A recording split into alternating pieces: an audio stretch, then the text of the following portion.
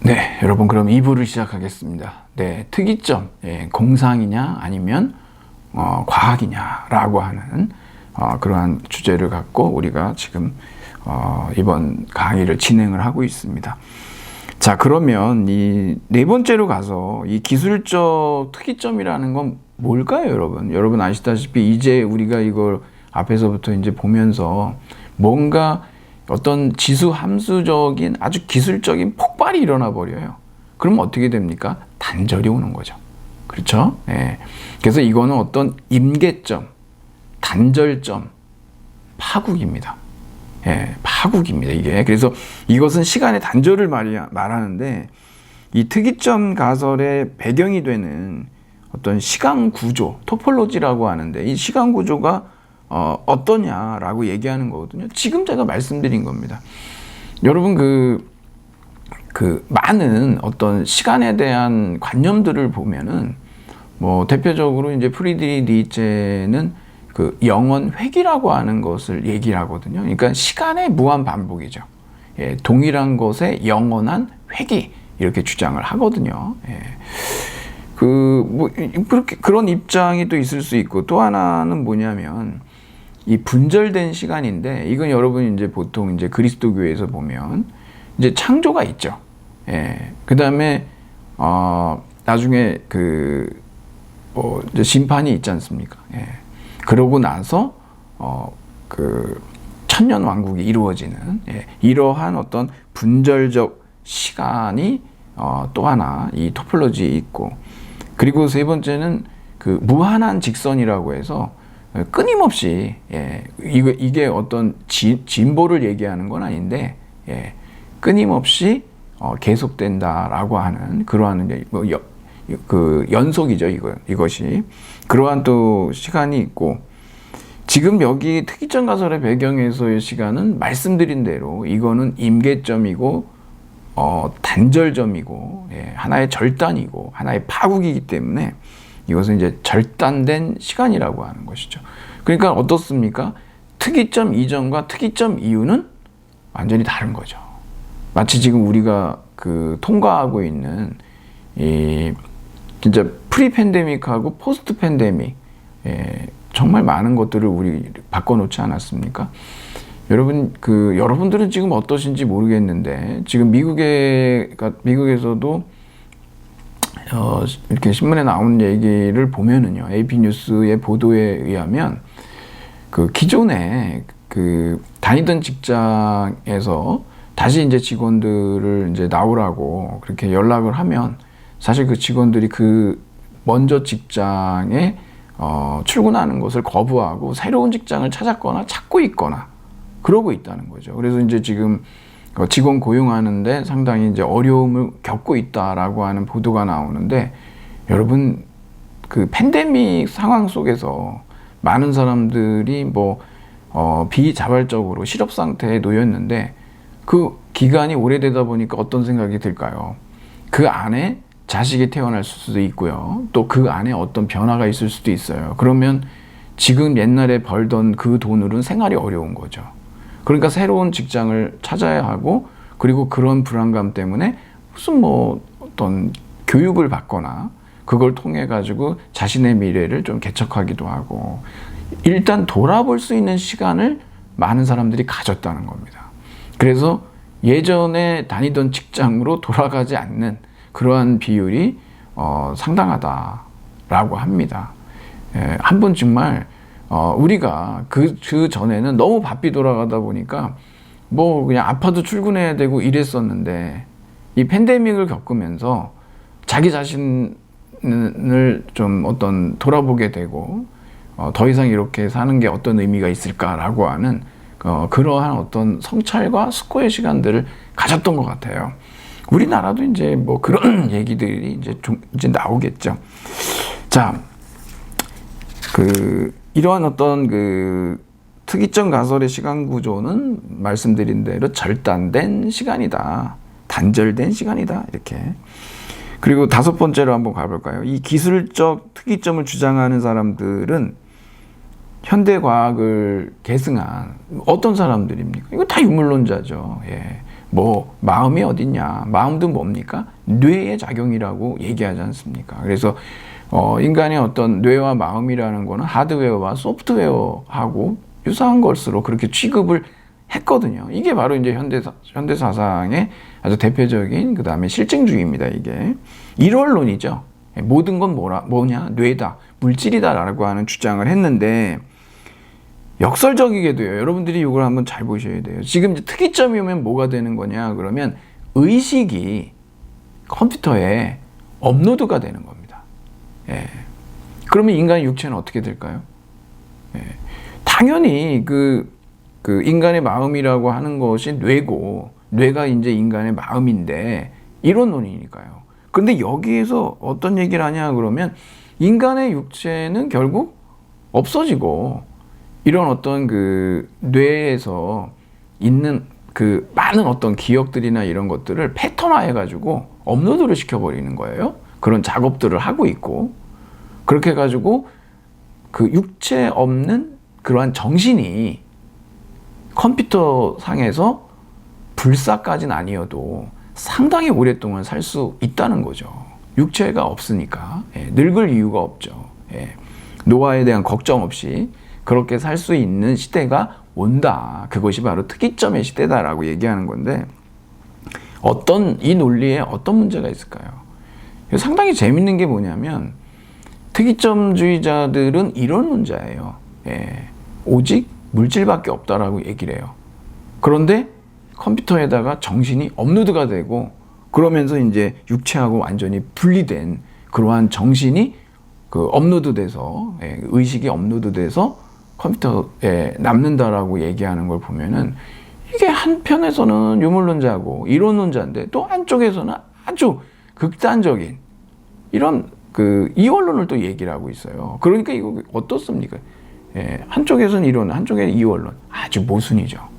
논리적인 이런 허점들을 가지고 있다라고 하는 거를 여러분들이 아셔야 됩니다. 그래서 이 특이점주의자들에게는 자유의지가 있을까요? 예, 자유의지가 없죠. 자유의지라고 하는 건 망상이다라고 레이 커즈와일이 단언하고 있습니다. 이게. 예. 자, 6번째로 가보면 기술적 특이점에 관한 이야기. 이게 아주 굉장히 특수한 시나리오인데, 갑작스럽고 불가피한 운명적 파국을 선언한다. 그렇죠. 특이점이 오면은 어떻습니까? 이제는 인간은, 예, 인간 지능은 기계 지능에 의해서 극복이 되고, 예, 인간 지능이 기계 지능을 따라올 수가 없으니까요. 그래서 이제 이게 갑작스럽고요. 예, 파국이 그렇지 않습니까? 그리고 불가피하대요. 피할 도리가 없답니다, 이게. 예, 수학 가속의 법칙에 의해서. 이게 이제 좀 약간 왜 피할 수가 없을까? 이게 일종의 뭐냐면 경고가 아니고, 그러니까 이러한 특이점의 도래에 대해서 준비해야 된다라고 하는 워닝을 주는 게 아니라, 온다 100% 뭐 이런 식으로 운명이다 받아들여라라고 하는 그런 선언이라고 하는 부분이 파국치고는 아주 얄궂고, 예, 굉장히 비극적인 파국론을 얘기하고 있다는 걸 여러분이 놓치시면 안 됩니다. 불가피하고 갑작스럽게 운명적으로 온다면 여러분, 우리는 할 일이 뭐 있습니까? 아무것도 없다는 거죠. 이게 조금 파국론 치고는 받아들이기 어려운 부분이고, 개연성의 결여. 여러분 아시다시피 가능성, 개연성, 뭐 신빙성 이런 것들이 있는데, 가능성은 말 그대로 뭐 0.1에서 뭐 다 있는 겁니다. 이게 제일 낮은 거죠. 뭐 가능성 뭐 그럴 수 있지 않습니까? 근데 개연성이라고 하는 것은 진리치를 갖죠. 예, 적어도 귀납 추론에서의 그런 개연적 진리라고 하는 거 있지 않습니까? 예. 프로바레라고 하는 라틴어에서 나온 이 프로버빌리티인데, 이것이 증명하다라고 하는 뜻을 갖고 있거든요. 그러니까 이거는 이미 그래도 논증이고 증명이라는 건데, 이런 개연성이 결여되어 있다는 겁니다. 그래서 레이 커즈와일의 책을 직접 여러분들이 읽어보시면 굉장히 흥미롭고 재미있고 정말 알 수 없는 신기한 그러한 어떤 기술 혁명들, 어떤 그 기술에 의한 어떤 인간의 미래, 이런 것들을 갖다가 아주 SF 소설처럼 이렇게 그려주고 있는데, 상당한 스토리텔러는 맞아요. 하지만 거기에 대해서 증명은 없어요. 근데 레이 커즈와일은 자기가 증명한다라고 얘기를 합니다. 그러한 근거 없는 그 자신감은 어디서 나오는 건지, 제가 전문가가 아니라서 이렇게 말씀드리는 건지, 아니면 굳이 설명할 이유를 못 느끼겠다라고 하는 대가들이 갖고 있는 그런 어떤 선언적 명제로 받아들여야 될까요? 근데 우리 그 과학이라고 하는 건 그렇지 않지 않습니까? 예, 끊임없는 근거대기, 또 거기에 대한 끊임없는 반박, 또 재반박, 이런 걸 통해서 이 학문이라고 하는 것이 어떤 그 코스를 앞으로 이제 계속해서 나아가게 돼 있는 건데, 그렇지 않고 이거야 라고 얘기하는 건 굉장히 종교적 선언 같아요. 온다니까 그렇게 알고 있어라, 이런 의미 있잖아요. 그래서 이제 테크노 예언자라고 이제 그런 표현을 쓰는 이유가 거기에 있는 겁니다. 그리고 여기에 보면은 필연적 미래관, 제가 지금 말씀드린 거죠. 라이프니츠가요, 인간의 미래에게는 필연적 미래가 있고 우연적 미래가 있다라고 얘기합니다. 필연적 미래는 뭐겠어요? 그렇죠, 여러분. 자연 법칙입니다. 그렇겠지 않습니까? 우연적 미래는 뭐예요? 바로 그 인간의 의지에 의해서, 인간의 자유의지에 의해서 우리의 미래는 무수한 가능성 속에서 얼마든지 바꿔나갈 수가 있다라고 하는 거죠. 그런데 특이점주의자들의 입장에 따르면 인간은 어떻습니까? 자유의지가 없어요. 그냥 운명이고 파국은 불가피한 거고 갑자기 올 거고 그런 줄 알아라 라고 얘기하는데, 상당히 이건 무슨 종교를 빙자한 어떤 믿음을 강제하는 그런 느낌을 떨쳐버리기 어렵다라고 하는 부분이죠. 그러니까 미래에는 인간이 필요가 없습니다. 예, 이들에 따르면 특이점이 오면 기계 지능이 의식을 갖게 되고 자율적으로 이 모든 것들을 세상을 재배열하든지 하기 때문에 인간이 필요 없는 세상이 온다. 과연 이런 세상에서 인간은 어떤 의미를 갖겠는가? 레이 커즈와일의 얘기를 보면 이러한 기계 지능이 인간 지능에 대한 존경심, 경외심을 분명히 가질 것이다. 그걸 통해서 이제 거쳐서 왔기 때문에 글쎄요. 예. 우리가 이제 이 생물학적 진화만 봐도 우리의 이제 그 진화의 그 단계들을 보면 그런 어떤 존경심을 갖고 있을까요? 오히려 진화라고 하는 건 그런 우월과 열등이 아니라 그냥 정말 다양한 프라우스죠. 어떤 시스템 속에 어떤 변이의 정도들이 다양하게 들어있는 거지 거기에서 우열을 나누지는 않지 않습니까? 그러니까 여기 이러한 예언을 하면서 휴머니즘과 단절된 특이점주의자들, 여러분 이들에게는 인간 중심주의가 없죠. 왜 그렇겠습니까? 말씀드린 대로 인간이 필요가 없는 시점이 특이점이기 때문에 그래요. 그러면 이들의 특징을 가장 잘 드러내는, 지금 앞에서 이제 세 가지가 있었는데 여기에 대해서 가장 잘 드러내는 것은 무엇이겠느냐 그랬는데, 결국은 이 특이점주의자들에게 미래는 닫힌 미래죠. 예, 인간은 아무것도 할 일이 없어요. 예, 자신이 의지가 있다라고 하는 것 자체도 망상이기 때문에, 예,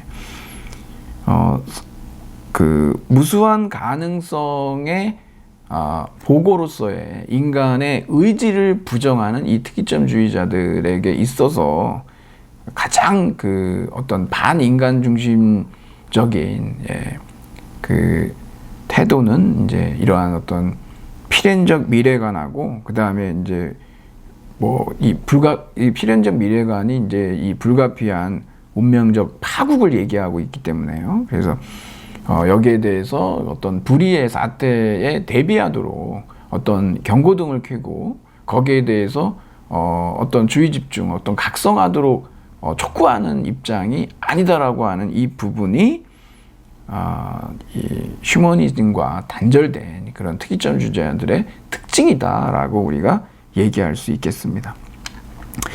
자, 그리고 이제 마지막인데 여러분 7번째를 한번 보십시오. 이 7번째는 여러분 요거 꼭 한번 여러 번 여러분들이 좀 읽어보셨으면 좋겠습니다. 왜냐하면 이 특이점주의자들이 도대체 제가 여기도 얘기하지만 빅테크 기업들 있잖아요. 지금 뭐 어마어마하죠, 여러분.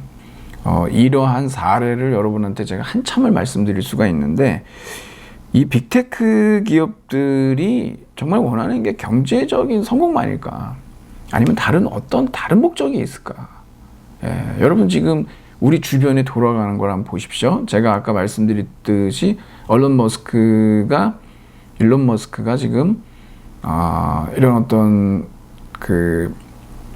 암호화폐와 관련된 아주 이렇게 발언들을 갖다가 이어가고 있단 말이에요. 그럴 때마다 암호화폐 시장이 요동을 칩니다. 굉장히 어떤 불안정성을 얘기를 우리가 할 수가 있겠죠. 그리고 여러분 아시다시피 이 암호화폐, 사실 화폐의 주조라고 하는 것은 국가의 고유한 권리였지 않습니까? 그렇기 때문에 지금도 세계 각국의 중앙은행들에서는 이 비트코인 이런 암호화폐에 대해서 이거 제도권 내로 들어오게 하는 부분들에 대해서 상당히 우려하고 있고 걱정스러워하고 있는 이유가 뭐냐면 이것들은 사실상 어떤 금융 자산을 숨기기 위한 그러한 것으로서 좀 등장한 측면들이 있단 말이죠. 왜냐면은 이제 지하 경제라는 게 있으니까 이제 그런 부분들, 그러면 이런 암호화폐 시장이 활성화된다면 그러면 국가의 주요한 어떤 기능이고 권리로서의 그러한 어떤 국가의 바탕을 둔 화폐의 기능은 어떻게 되겠습니까? 여기처럼 이렇게 말 한마디에 요동치는 이런 어떤 극단적인 불안정 속에 있는 그러한 화폐하고 적어도 어떤 국가를 배경으로 하는, 그래서 중앙은행에서 뭐 재정정책이라든가 금융정책을 통해서 시장의 어떤 안정성 이런 것들을 확보할 수 있는 것하고 과연 어느 쪽이 우리가 나아가야 될 방향이냐라고 하는 부분들. 제가 뭐 여기에 대해서는 심지어는 뭐 엄청난 전문가들도 의견들이 갑론을박이기 때문에 제가 여기에 대해서 뭐라고 딱 잘라서 여러분한테 말씀드리긴 어려운데, 왜 이런 얘기를 드리느냐 그러면 중간쯤에 보면 나오죠. 이제 이 합리성이 비합리성으로, 탐구심이 과신으로, 오만이죠, 오만. 여러분 빅테크 기업들의 CEO들이 보면 굉장히 젊은 나이에 그것도 천문학적인 액수의 돈을 진짜 쥐락펴락합니다. 머스크 같은 경우는 상당한 돈을 이미 30에 벌었는데 왜 그런 어찌 보면 굉장히 맹목적인 것 같고 무모한 이러한 우주 산업에 뛰어들었냐라고 얘기하니까 돈을 좀 잃고 싶어서 그렇게 해서 뛰어들었다 이렇게 얘기할 정도로 상당히 어떤 오만한, 자만한 이러한 모습들을 많이 보이고 있죠. 아주 젊은 나이에 그만한 돈을 벌고 그러니까 자연스럽게 그러한 태도를 자신감도 넘치고, 또 하나는 뭐냐면 그렇다 하더라도 많은 빅테크 기업들이 어느 한순간에 사실은 하루아침에 무너져 버릴 수도 있고, 시장 어떤 제어력을, 대표성을 잃어버릴 수 있는 그러한 상황에 늘 노출돼 있거든요. 그러니까 불안에 시달릴 수밖에 없습니다. 어느 누구도 안심하고 있을 수가 없는 상황이거든요. 뭐 페북의 가치가 떨어지고 있고 뭐 이런 부분들 많이 있지 않습니까? 그러니까 어떤 정책을 써느냐에 따라서 어떤 뭐 소비자들의 외면을 받을 수도 있고, 그렇게 되면은 어떤 시장에서의 어떤 대표성도 상실하게 되고, 그러면서 자연스럽게 그냥 뭐 뒤안길로 사라져 버릴 수 있는 게 이런 아주 무한 경쟁 시대에 이 빅테크 기업들이 안고 있는 불안감이겠죠. 이런 부분들. 그러다 보니까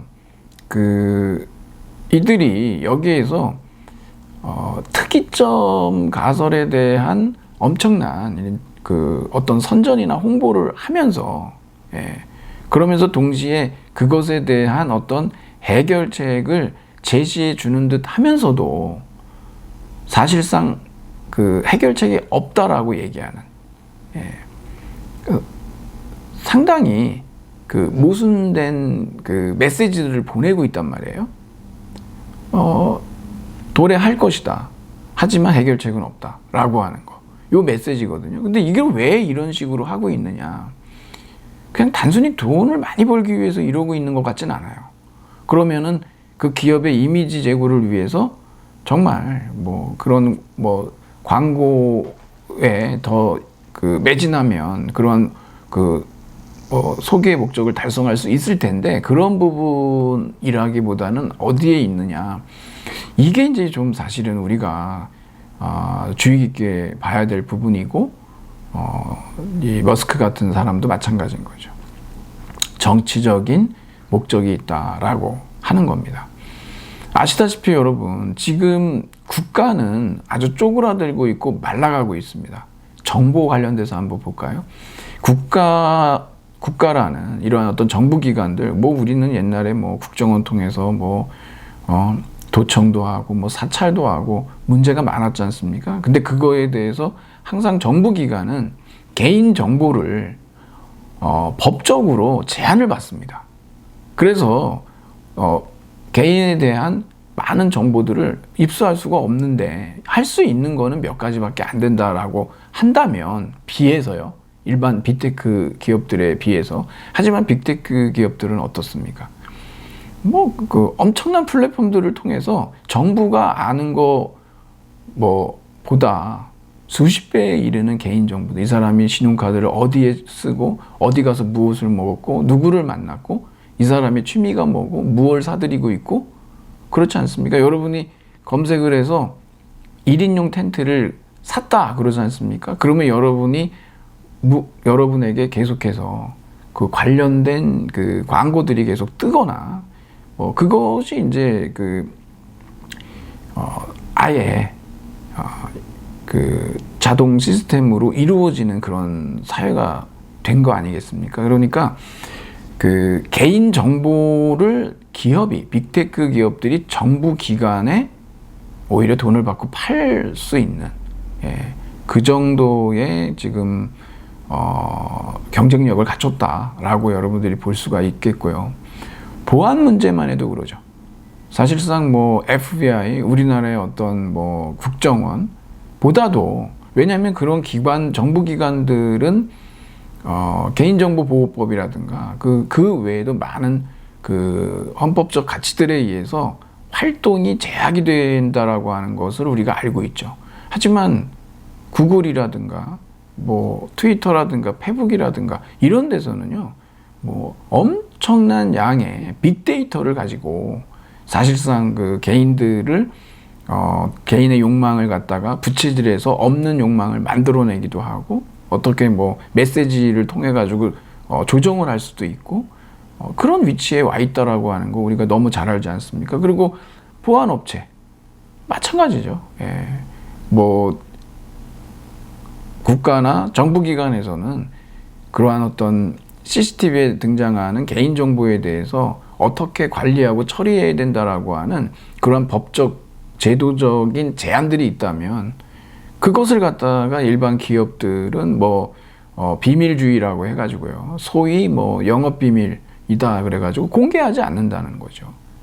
그런 것들이 지금은 정말 어떤 정부 차원에서도 통제할 수가 없는, 제어할 수 없는 그러한 상황까지 지금 와 있다는 겁니다. 왜 그렇습니까?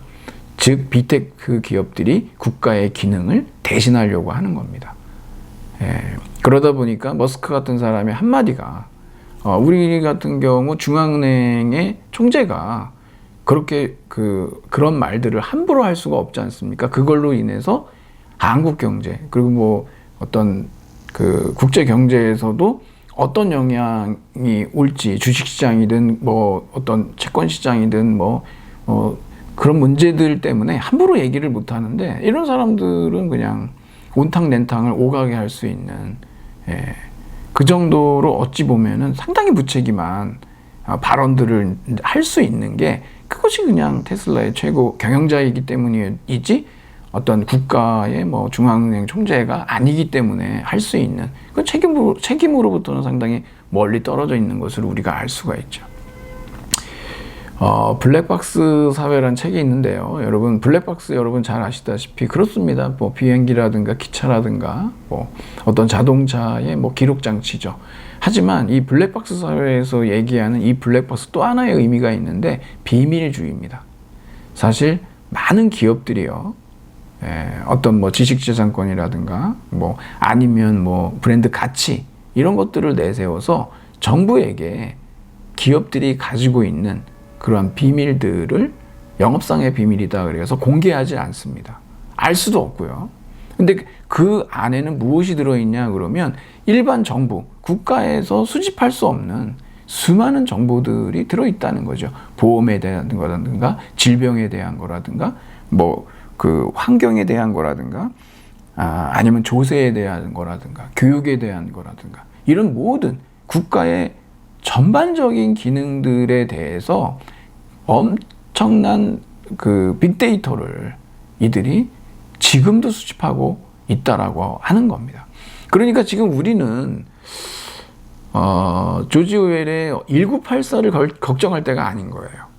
이미 1989년 이 동구권의 몰락으로, 사회주의의 몰락으로 인해 가지고 이미 1984는 끝이 났고, 우리가 지금 걱정해야 될 부분은 사실상 이 빅테크 기업들이 프라이버시에 대해서 어떤 식으로 이 빅테크 기업들의 개인 프라이버시에 대한, 이 프라이버시권에 대한 이들의 어떤 수집이라든가 처리라든가 그것의 활용이라든가 이런 부분들을 법과 제도로 어떻게 통제하고 제어해 나갈 것인가 라고 하는 이 문제가 사실상 국가와 정부가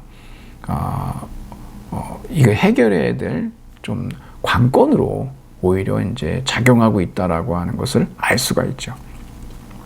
그래서 우리는 지금 이 특이점 가설을 통해서 마치 이제 특이점의 도래가 이미 기정사실화된 것처럼, 여러분들이 이제 레이 커즈와일의 책에 뭐 앞날개 뒷날개를 보시면 아주 저명한 뭐 엄청난 그러한 어떤 뭐 언론사라든가 또 유명한 그러한 어떤 연구자들이 아주 극찬을 하는 것을 우리가 볼 수가 있는데, 이 부분에 대해서 그냥 그렇구나라고 손 놓고 방관하고 있어서는 안 되고요. 이러한 파국을 막을 수 있는, 어쩌면 이 파국은 계속해서 지연되고 오지 않을 수 있지만 이 파국을 이야기함으로써 이들이 얻는 그 많은 어떤 장사치들의 이득이 있을 거란 말이죠. 이런 부분들을 우리가 좀 관심 있고 주의 깊게 지켜봐야 될 어떤 책임이 있다라고 하는 겁니다. 그러니까 미약하지만 그러한 어떤 빅테크에 대한 역감시, 그리고 정부 차원에서의 강한 규제라고 하는 것들을 어떻게 우리가 해결해 나갈 것이냐. 물론 이 블랙박스 사회에서도 이미 나왔지만 정부의 힘이 기업에 그렇게 미치지 못하고 있고, 그래서 이 세상이 더욱더 비밀주의로 흐르고 있어서, 심지어는요 뉴욕타임스 기자들이 탐사 보도를 통해서 이미 그런 얘기들을 했지만, 일반 어떤 금융회사나 이런 데에서는 이런 그 비밀주의가 횡행하다 보니까 관련자들조차도 그 금융회사가 어떠한 치명적인 문제점을 안고 있는지조차 모르고 있는 부분들이 있답니다. 왜냐하면 혼선을 주기 위해서 아주 난수표처럼 얘기를 하기 때문에 본인들도 그것을 다 파악하지 못한다라고 합니다.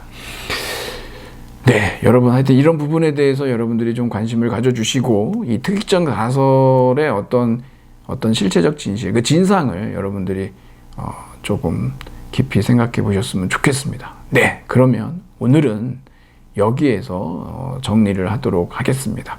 여러분 수고하셨습니다.